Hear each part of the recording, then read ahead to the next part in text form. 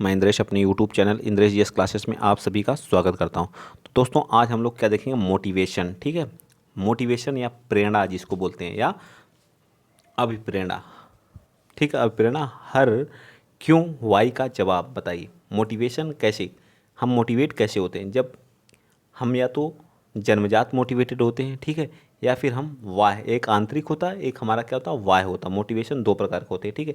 जब आप डिमोटिवेट होते हैं, स्टडी करते हैं, पढ़ाई करते हैं, तो आप क्या हो जाते हैं, डिमोटिवेट हो जाते हैं। ठीक है, आप तैयारी ही करते हैं, वैकेंसी नहीं आ रही सुपर टेट की, ठीक है, सुपर टेट की क्या हो रही है, वैकेंसी नहीं आ रही, तो आप क्या होते हैं, डिमोटिवेट हो जाते हैं। ठीक है, फिर कहीं से आपको अगर कोई न्यूज़ मिल जाता है, ठीक है, कि वैकेंसी आने वाली है, कोर्ट केस ऐसा हो गया, तो आप क्या, एक वाह क्या मिल रहा है, वाह, वाह अभिप्रेरणा मिल रहा है। ठीक है, बाहरी अभिप्रेरणा मिल रही है। ठीक है, अभिप्रेरणा मिल रही है, तो इसको हम लोग क्या कहते हैं, वाह अभिप्रेरणा। बाहर से कोई न्यूज़ मिलने से अगर आप मोटिवेट हो रहे हैं, फिर आप स्टडी पे लग जाते हैं, ऐसे अभिप्रेरणा को हम लोग वाह अभिप्रेरणा करते हैं।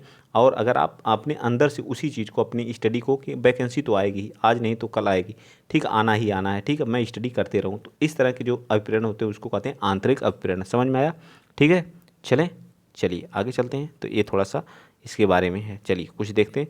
हम जो कुछ करते हैं, ठीक, हम जो कुछ करते हैं उसके पीछे एक बल कार्य करता है, उसी को हम प्रेरक बल कहते हैं। बिल्कुल सत्य बात है। अगर आप कुछ भी कर रहे हैं तो आप बिना मोटिवेट हुए उस चीज़ को नहीं कर सकते हैं। अगर आप कुछ कर रहे हैं तो आपके पीछे एक क्या करता है, बल काम करता है, जिसको हम लोग क्या कहते हैं, प्रेरक बल या अभिप्रेरण कहते हैं। क्या कहते हैं, अभिप्रेरण कहते हैं। ठीक है, अभिप्रेरण चक्र आइए देखते हैं, आपको साइकिल दिखाते हैं कैसे होता है। ठीक, आवश्यकता, नीड। देखिए इसमें क्या होती है, प्रेरक। ठीक, क्या होता है, प्रेरक होता है। ठीक है, इसमें क्या होता है, आवश्यकता क्या होती है, नीड्स। ऐसे तमाम या अभाव जो शरीर में असंतुलन, तमाम नहीं है, तनाव यहाँ होना चाहिए। ठीक है, तमाम नहीं होगा, तनाव, तमाम या नहीं होना चाहिए, तनाव होना चाहिए। तनाव जो शरीर को असंतुलन पैदा करते हैं, आवश्यकता, तब आपको इसकी नीड पड़ती है। किसकी? जब आपके अंदर क्या होगा, नीड कब पड़ेगी आपको मोटिवेशन की, बताइए। जब आप क्या होंगे, अंदर से बहुत तनाव फील करेंगे, ठीक है, तनाव या किसी चीज़ का अभाव होगा, तो जो शरीर में असंतुलन पैदा होगा, ठीक है, मतलब आपकी शरीर का बैलेंस नहीं रहेगी, तो आपको किसका, मोटिवेशन की आवश्यकता होती है। चालक प्रणोद या अंतर्नोद ड्राइव जिसको बोलते हैं, ठीक है, प्रोत्साहन, प्रोत्साहन, इंसेंटिव्स, चालक को शांत कर देना। ठीक है, जो आपका एक चालक उत्पन्न होता है, तो आप जो प्रोत्साहन मिलता है, इंसेंटिव मिलता है, वो चीज़ें आपको क्या कर देती हैं, शांत कर देती हैं। लेकिन जब आप अंदर से क्या रहते हैं, तनाव में रहते हैं, अभाव में रहते हैं, तो अब आपको मोटिवेशन चाहिए। अगर आप चालक प्रणोद आपके अंतर उत्पन्न हो रहे हैं, अंतर्नोद ड्राइव उत्पन्न हो, तो आपको प्रोत्साहन, इंसेंटिव चालक को क्या कर देते हैं, शांत कर देते हैं। ये सारी हमारी क्या थी, साइकिल थी। ठीक, चलिए देखिए क्या प्रेरक क्या होता है। प्रेरक, आवश्यकता, प्रेरक जो होता है मोटिवेशन होता है, नीड्स और ड्राइव और इंसेंटिव सब मिल करके क्या बनता है, हमारा प्रोत्साहन, प्रेरक बनता है, मोटिव बनता है। ठीक है, आवश्यकता, चालक और प्रोत्साहन, ये सभी मिलकर हमारे क्या होते हैं, प्रेरक के फार्मूला बन जाता है। ठीक, अब देखिए प्रेरण के प्रकार, ठीक है, टाइप ऑफ मोटिवेशन। एक क्या होता है, मैंने अभी बता दिया था, एक क्या होता है, आंतरिक होता है, और एक क्या होता है, वाह होता है। इसी को सकारात्मक, और इसको क्या बोलते हैं, वाह को नकारात्मक। ठीक, क्या, निगेटिव। ठीक, समझ में आया? चलिए, नकारात्मक भी हो सकता है और सकारात्मक भी हो सकता है। चलिए आगे चलते हैं। नेक्स्ट, अभिप्रेरण के सिद्धांत। अभिप्रेरण के सिद्धांत क्या है, बताइए। प्रिंसिपल ऑफ द मोटिवेशन, मूल प्रवृत्त्यात्मक सिद्धांत, यानी बेसिक इंस्टिंक्ट थियरी। ठीक है, मैकडूगल ने 14 मूल प्रवृत्तियां बताई थी। बिल्कुल सत्य बात, जो हमारे, इसको तो याद ही कर लीजिएगा। 14 क्या बताई थी, मूल प्रवृत्तियां बताई। ठीक है, प्रवृत्तियां बताई थी, और कहा कि प्रत्येक मूल प्रवृत्तियों से जुड़ा हुआ एक क्या होता है, संवेग होता है। बिल्कुल सत्य बात है, इसको याद रखिएगा कि मैकडूगल ने क्या बताया था, कि 14 मूल प्रवृत्तियां, और कहा कि प्रत्येक मूल प्रवृत्तियों से जुड़ा हुआ एक क्या होता है, संवेग होता है। संवेग उत्पन्न होने पर जो क्रिया होती है उसे हम लोग क्या कहते हैं, मूल प्रवृत्ति कहते हैं। ठीक, क्या कहते हैं, मूल प्रवृत्ति कहते हैं। ठीक, संवेग उत्पन्न होने पर जो क्रिया होती है उसे हम लोग क्या कहते हैं, मूल प्रवृत्ति कहते हैं। याद रखिएगा। देखिए कितनी मूल प्रवृत्तियां हैं, उनको देख लीजिए। ठीक है, देखिए कौन सी है, तो संवेग हमारा क्या है, संवेग भय, और मूल प्रवृत्ति भय, भय से मूल प्रवृत्ति क्या उत्पन्न होती है, पलायन। क्या होता है, पलायन होता है। ठीक है, क्रोध, क्रोध आपको आता है, तो मूल प्रवृत्ति कौन सी उत्पन्न होती है, आक्रमण, युद्ध की। ठीक है, युयुत्सा जिसको बोलते हैं। भूख, भूख, भूख अगर आपको लगती है, संवेग भूख है, तो उससे जो मूल प्रवृत्ति होती है, भोजन अन्वेषण की। अगर आपको भूख लगी तो आप भोजन को क्या करेंगे, खोजेंगे। यह आपकी क्या, मूल प्रवृत्ति है। ठीक है, संवेग आपके अंदर उत्पन्न होगा घृणा का, घृणा का होगा, तो आपको, आप अप्रियता, विकर्षण की तरफ जाएंगे, आकर्षण की तरफ नहीं जाएंगे। विकर्षण, वात्सल्यता मतलब प्रेम, तो पुत्र कामना, पुत्र की ही तो की जाती है वात्सल्यता। कष्ट, संवेदना, आश्चर्य, आश्चर्य का मतलब जिज्ञासा, ठीक है, आश्चर्य का क्या होगा, जिज्ञासा होगा। कामुकता, लुष्ट जिसको बोलते हैं, तो काम होगा इसका, ठीक है। और आत्महीनता, विनीत भावना, ठीक है।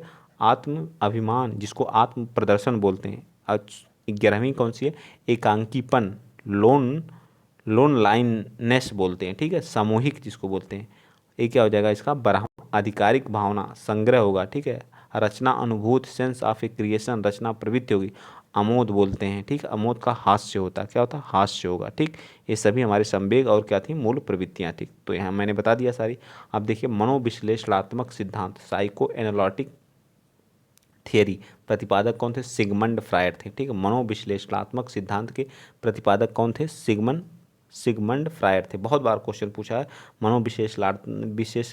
विशेष विश्लेषणात्मक सिद्धांत जो होता है, इसके जो है प्रतिपादक कौन थे, तो सिगमंड फ्रायड थे। देखिए इसके कार्य देखिए क्या होता है, हर कार्य के पीछे अचेतन, ठीक, अचेतन में दबी हुई इच्छाएं होती हैं, ठीक, अचेतन में, अनकॉन्शियस ब्रेन में दबी हुई क्या होती हैं, इच्छाएं होती हैं, बिल्कुल सत्य बात है, ठीक है। हर कार्य के पीछे अचेतन में यानी अनकॉन्शियस ब्रेन में दबी हुई क्या होती हैं, इच्छाएं होती हैं। इस बात को आप लोग क्या करेंगे, याद रखेंगे, ठीक। अगला पॉइंट देखिए, चेतन मन मतलब कॉन्शियस ब्रेन, मनोविशेष विश्लेषणात्मक जो सिद्धांत होता है उसमें क्या होता है, चेतन मन होता है, कॉन्शियस ब्रेन होता है। अचेतन मन, अनकॉन्शियस ब्रेन होता है, दोनों प्रकार के होते हैं, ठीक है। दबी हुई और कुछ बिना दबी हुई, ठीक। अर्धचेतन 3 होते हैं, ठीक है। सब कॉन्शियस, कुछ कह देना कुछ दबा लेना, ठीक है, इस तरह की बातें, ठीक। चलिए आगे चलते हैं, नेक्स्ट पॉइंट, मैस्लो का आवश्यकता आवश्यकता जो मैस्लो का आवश्यकता पदानुक्रम सिद्धांत, नीड ऑफ द हेरिचिकल थियरी। इस सिद्धांत में जो आत्मसिद्धि का सिद्धांत भी कहा जाता है, इसमें क्या हम लोग आत्मसिद्धि के लिए इसका यूज कर जाते हैं। इस सिद्धांत को हम एक पीरियड के रूप में प्रदर्शित किया जा सकता है, ठीक है। किसमें, एक पिरामिड के रूप में क्या प्रदर्शित किया जा सकता है, ठीक। इनके पिरामिड के रूप में क्या किया जा सकता है, प्रदर्शित किया जा सकता है। देखिए ये पिरामिड है आपका, ठीक, क्या है, पिरामिड के रूप में क्या प्रदर्शित किया जा सकता है, ठीक। मैं थोड़ा सा इसको छोटा कर देता हूँ ताकि आपको विजुअल हो, विजुअल है, बिल्कुल है, ठीक। थोड़ा सा पहला इसमें क्या रहता है, दैहिक शारीरिक क्रियात्मक, आपकी जो साइकोलॉजिकल नीड्स होती हैं, दैहिक शारीरिक क्रियात्मक आवश्यकता, आपके शरीर की जो भी क्रिया होती हैं वो हमारी फर्स्ट स्टेज में आती हैं, ठीक है, फर्स्ट स्टेज में आती है।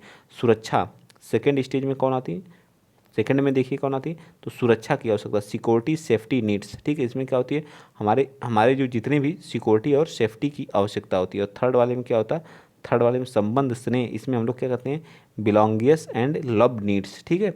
और इसमें सम्मान की आवश्यकता होती है, इसमें क्या होती है, सम्मान की आवश्यकता होती है। और यहाँ पे क्या होती है, आत्मसिद्धि और आत्मभूति की आवश्यकता होती है, सेल्फ एक्ुलाइजेशन नीड्स होती है, ठीक है, सेल्फ एक्ुलाइजेशन, ठीक है। सम्मान हमें चौथी स्टेज में आता है। फर्स्ट में दैहिक शारीरिक क्रियात्मक साइकोलॉजिकल नीड्स होती है, सेकंड में हम सुरक्षा की बात करते हैं, थर्ड में हम स्नेह और प्रेम की बात करते हैं, स्नेह की आवश्यकता होती है, फोर्थ में हम सम्मान की आवश्यकता होती है, और फिफ्थ में जो आत्म सिद्धि और आत्मभूति की आवश्यकता होती है, ठीक। समझ में आया कुछ, चलिए तो आप इसका शॉर्ट स्क्रीन लीजिएगा।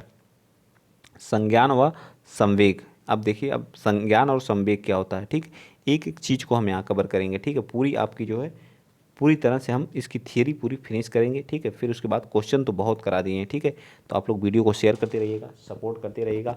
आप लोगों को पता होगा कि एक नई वैकेंसी आई है, अगर आप लोग पेट का एग्ज़ाम दिए हैं तो आप लोग उसका भी पढ़ते रहिए, बीपीओ की वैकेंसी आई है, ठीक है। मैं इस क्लास में भी बता दे रहा हूँ, ठीक, ताकि आप लोग पढ़ते रहें। जो संज्ञान जिसको बोलते हैं कौनी, ठीक है। तो बताइए, अपने अड़ोस पड़ोस के लोग, जो अपने अड़ोस पड़ोस के लोग होते हैं, वह बस वस्तुओं के बारे में जानना ही क्या होता है, संज्ञान होता है, ठीक है। जैसे कोई वस्तु है, आप अपने घर पे हैं, ठीक है, अपने घर पे अपने आस पड़ोस की जितनी भी वस्तुएं पेड़ पौधे सबके बारे में जानना क्या कहलाता है, संज्ञान कहलाता है, ठीक है। संज्ञान एक क्या होती है, मानसिक प्रक्रिया होती है, जिसमें जिसमें वह अर्जन या नॉलेज की जाती है, नॉलेज किया जाता है, ठीक, क्या किया जाता है, अर्जन किया जाता है, ठीक है। क्या किया जाता है, अर्जन किया जाता है। संज्ञान की विशेषता क्या होती है, किसी चीज़ का संज्ञान लेना, ठीक है। क्या था, विकासात्मक प्रक्रिया होती है, ठीक, इसमें हर चीज़ क्या विकासात्मक प्रक्रिया होती है। संज्ञान में और कौन सी होती है, संज्ञान के विकास में चिंतन, कल्पना, स्मृति, पूर्ति, अनुभव का योगदान होता है, ठीक। जो हमारा संज्ञान होता है इसमें विकास में चिंतन बहुत जरूरी, हम मतलब किस तरह से इसका चिंतन करें, कल्पना करना, स्मृति व पूर्ति अनुभवों का क्या होता है, योगदान होता है। इसमें जो लॉजिकल थिंकिंग, लॉजिकल रीजनिंग का यानी लॉजिकल थिंकिंग का भी योगदान होता है। लॉजिकल तरीके से हम लोग इसमें क्या करते हैं, सोचने का काम करते हैं। ठीक, आगे देखिए संवेग। अब हम लोग आते हैं इमोशंस। हमारे इमोशंस क्या हो गए, देखिए इमोशन जो हमारे संवेग व्यक्ति की क्या है, उत्तेजित दशा है। ठीक, इम्पल्स ऑफ सिचुएशन। ठीक है, जो संवेग होता है व्यक्ति की उत्तेजित क्या है, दशा है। ठीक, संवेग की विशेषताएं, संवेगों की जो क्षणिक व अस्थायी होता है। जो संवेग होता है वह हमारा कुछ समय के लिए आता है, ठीक, और अस्थायी रहता है, टेम्पररी होता है। ठीक है, अस्थाई नहीं होता, अस्थाई होता है। ठीक, ये चीज़ें, विचार शक्ति का लोप, लॉस हो जाएगा। ठीक है, जब संवेग आएगा तो जो आपकी विचार की शक्ति होगी वह क्या होता है, लॉस हो जाता है। और तीव्र व शीघ्र गुण होता है, तीव्रता व शीघ्रता का इसमें गुण होता है। आंतरिक एवं बाह्य दोनों प्रकार का हो सकता है। ठीक है, आंतरिक भी हो सकता है और बाह्य भी हो सकता है। ठीक है, आंतरिक भी हो सकता है और बाह्य। संवेग सुख या दुख की भावना से जुड़ा होता है। जो हमारा संवेग होता है वह सुख की भावना से और दुख की भावना दोनों से जुड़ा होता है। तो संवेग और में आपको समझ में आया होगा। संवेग के प्रकार आइए देख लें। फ्रायड के अनुसार तो दो होते हैं संवेग। फ्रायड के अनुसार एक तो जीवन वृत्ति यानी इरोस, लाइफ इंस्टिक्ट, और एक होती है मृत्यु वृत्ति। ठीक है, मृत्यु वृत्ति होती है, वृत्ति होती है। ठीक है, ठीक, तो इसका मतलब क्या होता है, जिसमें प्रेम, सहयोग और खुशी हो वह जीवन वृत्ति है। जिसमें जलन, ईर्ष्या और क्रोध हो वह हमारी मृत्यु वृत्ति होती है। ठीक है, क्या होती है, प्रेम, सहयोग और खुशी की जहाँ भावना हो वहाँ जीवन वृत्ति संवेग होता, और जहाँ मृत्यु और जलना, ईर्ष्या किसी से की जाए वहाँ कौन सी होती है, मृत्यु वृत्ति स्मृति होती है। मृत्यु वृत्ति स्मृति होती है। जीवी वाटसन के अनुसार देखिए इसमें क्या होता है, एक तो लव होता है, एक क्रोध होता है, एक फियर होता है, मतलब डर। तीन तरह के होता है, एक प्रेम, एक क्या होता है क्रोध, एक होता है फियर। तो देख लीजिए, जहाँ प्रेम की बात हो वहाँ प्रेम, जहाँ क्रोध वहाँ क्रोध, जहाँ डर की वहाँ डर। तो संज्ञान व संवेग एक दूसरे से क्या होते हैं, जुड़े होते हैं। बिल्कुल सत्य। ठीक, अपने आस पास पड़ोस की चीज़ के बारे में जानना संज्ञान, और संवेग आप लोगों को पता ही है, ये हमारा को लव, क्रोध और डर से क्या होता है, जुड़ा होता है, इमोशंस। ठीक है, और हमारा एजोन, एजोन के द्वारा जो है संवेग व संज्ञान अलग अलग होते हैं। क्या होते हैं, अलग होते हैं। ठीक है, क्या होते हैं, अलग होते हैं। ज्ञान होगा तभी इमोशन को कंट्रोल होता है। ठीक है, ज्ञान होगा तभी आप इमोशन, अपने संवेग को क्या कर सकते हैं, कंट्रोल कर सकते हैं। संवेग के सिद्धांत, संवेगों के सिद्धांत देख लीजिए क्या होता है। 1880 में James and Lange theory, James and Lange theory, भागता है, भागता क्योंकि मैं डर गया था, भागता है। उन्होंने बताया कि मैं भागता है तो मैंने क्या, मैं डर गया तभी तो भागा। ठीक, ये मेरा क्या है, संवेग है। व्यवहार पहले संवेगात्मक अनुभूति क्या होती है, इसमें संवेगात्मक क्या होती है, अनुभूति होती है। ठीक, चलें आगे, चलिए आगे चलते हैं। कैनन बर्ड के अनुसार थियरी, इसे क्या बोलते हैं, हाइपोथैलेमस सिद्धांत भी कहा जाता है। सांप देख दिमाग में सूचना गई। ठीक है, आप सांप को देखते हैं, आपके दिमाग में क्या जाती, सूचना जाती है, सूचना गई। फिर शारीरिक परिवर्तन, आपके अंदर क्या है, डर पैदा होगा, डर। ठीक, फिर क्या करेंगे आप, डर जाएंगे, डर के क्या करेंगे आप, भाग जाएंगे। ठीक है, इसको किसने बताया था, हाइपोथैलेमस सिद्धांत भी कहा जाता है। ठीक है, सांप को देखना, फिर दिमाग में वो सूचना गई, फिर आपकी जो आपकी बॉडी है वो एक्टिविटी करती है और आप फिर क्या करते हैं, भाग जाते हैं। ठीक है, ये हमारा क्या होता है, संवेग होता है। Sector singer theory, two factor theory जिसको बोलते हैं, सेक्टर सिंगर थियरी या टू फैक्टर थियरी। इसमें स्टिमुलस को देख करके साइकोलॉजिकली एरेक्चुअल्स जरूर होता है, इसका संज्ञान होना जरूरी, तभी इससे जुड़ा हुआ संवेग पैदा होता है। ठीक, चलिए राष्ट्रीय पाठचर्या 2020 2005, अब तो 20 आ गई है, हम 20 पढ़ाएंगे। ठीक है, तो आप जैसा कहें, अगर कहें तो पढ़ा दें, नहीं तो आगे चलते हैं।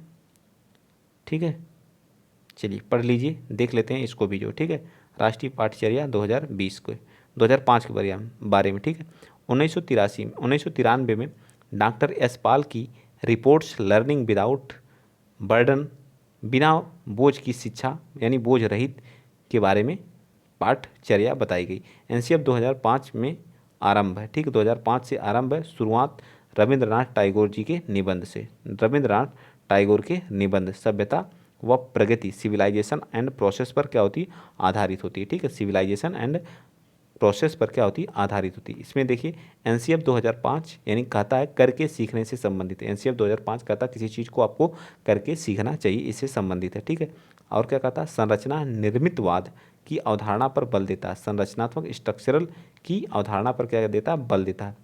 दो विशिष्ट सूत्रों का पालन करता है, क्या करता है, दो विशिष्ट सूत्रों को पालन करता है। और क्या कहता है, ज्ञात से अज्ञात की तरफ और मूर्त से मतलब प्रत्यक्ष से अप्रत्यक्ष की तरफ, ठीक है, प्रत्यक्ष से अप्रत्यक्ष की तरफ, ठीक। ये सारी चीज़ें सभ्यता व प्रगति, सिविलाइजेशन और प्रोसेस पर आधारित है। एनसीएफ 2005 कहता है करके सीखने से संबंधित है। संरचना और निर्मितवाद की अवधारणा पर बल देता है। दो विशिष्ट सूत्रों का पालन करता है, ज्ञात से अज्ञात की तरफ, मूर्त से अमूर्त की तरफ। ये सारी चीज़ें आपको याद होनी चाहिए। चलिए नेक्स्ट चलते हैं आगे। आगे क्या कहता है, अगला पॉइंट कहता है कि शिक्षण अधिगम प्रक्रिया मुख्य रूप से पाठ्यक्रम पर निर्भर होती है। बिल्कुल सत्य बात है, ठीक है। और इसका मुख्य सूत्र क्या होता है, लर्निंग विदाउट बर्डन, बिना शिक्षा बिना बोझ के, शिक्षा बिना बोझ के, ठीक है। पर्यावरणीय शिक्षा को महत्वपूर्ण स्थान दिया गया है, बिल्कुल सत्य बात है, ठीक है। एनसीएफ 2005 का था। बाल केंद्रित को महत्वपूर्ण स्थान दिया गया, ये भी बात है 2005 में, ठीक है। छात्रों के सर्वांगीण विकास पर इसमें बल दिया गया है, ठीक है। छात्र का सर्वांगीण विकास किस तरह से हो, इस पर बल दिया गया है। और बाल केंद्रित मतलब बालक पर पूरी शिक्षा हमारी बाल केंद्रित, यानी कि बालक को क्या गया, महत्वपूर्ण स्थान दिया गया, ठीक है। शिक्षा को व्यवसाय मुखी बनाने का प्रयास किया गया, ये भी बात कही गई एनसीएफ 2005 में। निरंतर एवं व्यापक प्रणाली जिसको बोलते हैं सीसीई, ठीक है, की व्यवस्था की गई है, ठीक है। सहचर्य अधिगम पर बल दिया गया है, ठीक है। सहचर्य अधिगम पर बल दिया गया है।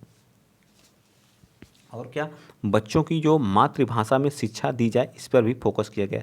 समावेशी वातावरण पर भी बल दिया गया। करके सीखने पर भी बल दिया गया, ठीक है। करके सीखने पर भी बल दिया गया, ठीक। नेक्स्ट पॉइंट आप देखिए क्या है, नेक्स्ट पॉइंट कह रहा प्राथमिक स्तर पर गणित शिक्षा के उद्देश्य से, प्राथमिक स्तर पर गणित शिक्षा के उद्देश्य की भी बात की गई है। और क्या कर रहा है, नेक्स्ट पॉइंट समस्या समाधान के लिए कौशल यानी स्किल विकास करना, ये भी हमारा क्या है, एनसीएफ 2005 कहता है। तर्क संगत विचार को प्रोत्साहित करता है हमारा एनसीएफ 2005, ठीक है। और अगला पॉइंट कह रहा है गणित को बच्चों के दैनिक जिंदगी से जोड़ कर बताना, मतलब उनके लाइफ से जोड़ करके पूरी गणित को समझाना, ये भी हमारा क्या कहता है एनसीएफ 2005, ठीक है। और क्या कहता है एनसीएफ 2005, हस्तशिल्प एवं उत्पादन प्रक्रिया है जो समावेशी शिक्षा के में अत्यंत महत्वपूर्ण सिद्ध है, ठीक। ये भी हमारा एनसीएफ 2000, इसके 5 सिद्धांत हैं, उसको भी देख लीजिए। एनसीएफ 2005 को फिनिश ही कर देते हैं आज जो, ठीक है। और क्या करा है, ज्ञान को स्कूल के बाहर जीवन से जोड़ना, बिल्कुल है। रटन प्रणाली से बच्चे को मुक्त करना, बच्चे को कभी रट करके किसी चीज़ को नहीं सिखाया जाएगा, ठीक है। उसको हर चीज़ को समझा करके सिखाना। पाठ्यचर्या पाठ्य पुस्तक केंद्रित रह न जाए, मतलब जो आपकी जो पाठ्यचर्या है वह पाठ्य पुस्तक ही न रह जाए, इस बात पर भी फोकस करता है हमारा एनसीएफ 2000 यह सिद्धांत है। परीक्षा को लचीला बनाया जाए और कक्षा की गतिविधियों से इसको क्या किया जाए, जोड़ा जाए। राष्ट्रीय मूल्यों के प्रति आस्थावान विद्यार्थी तैयार किए जाए, मतलब राष्ट्र के प्रति क्या, उन्हें आस्थावान विद्यार्थी क्या किए जाए, तैयार किए जाएँ, ठीक है। ये हमारे क्या थे, 5 सिद्धांत थे, ठीक है। अब हम लोग शांति शिक्षा के बारे में कल पढ़ेंगे, ठीक है। शांति शिक्षा का अधिकार अधिनियम 2009, ये सभी हम लोग कल क्या करेंगे, पढ़ेंगे। इसके बाद पूरी हम लोग क्लास क्या कर देंगे, फिनिश कर देंगे, ठीक है। आपकी पूरी कल मैं पूरा फिनिश कर दूंगा थियरी वाला पोर्शन, ठीक है। थियरी वाला पोर्शन क्या कर दूंगा, कल पूरा फिनिश कर दूंगा। इसके बाद हम लोग के पास बच जाएगा क्या, ये एनसीएफ भी आज पढ़ा दिया मैंने, 2 टॉपिक मैंने आज क्या किया, ख़त्म किया, ठीक। पूरी क्लास मैंने क्या किया, फिनिश कर दिया विथ थियरी, जो इंपॉर्टेंट थियरी जो पूछी जाती, ठीक। तो आप लोगों को अब कभी नहीं कहेंगे, प्रैक्टिस बहुत कराया हूँ और थियरी भी ख़त्म कर दिया हूँ। तो कम नंबर आया तो आप लोग बहुत पीटे जाओगे, ठीक है। तो आज के लिए इतना ही। वीडियो अच्छा लगा तो शेयर कर दीजिएगा, चैनल को सब्सक्राइब। और हिंदी की क्लास आप वीडियो वाली क्लास को भी देख लिया करिए, ठीक है। उसमें भी हिंदी वही है, ठीक, अलग नहीं कुछ है, ठीक। उसी क्लास को आप लोग देख लिया करिए, वहीं से आपकी सारी चीज़ें कवर। अगर जीके जीएस का है तो जीके जीएस की भी आप देख सकते हैं, ठीक। करंट अफेयर देख सकते हैं अगर तैयारी आगे करना चाहते हैं तो, ठीक। आज के लिए इतना ही। जय हिंद, जय भारत।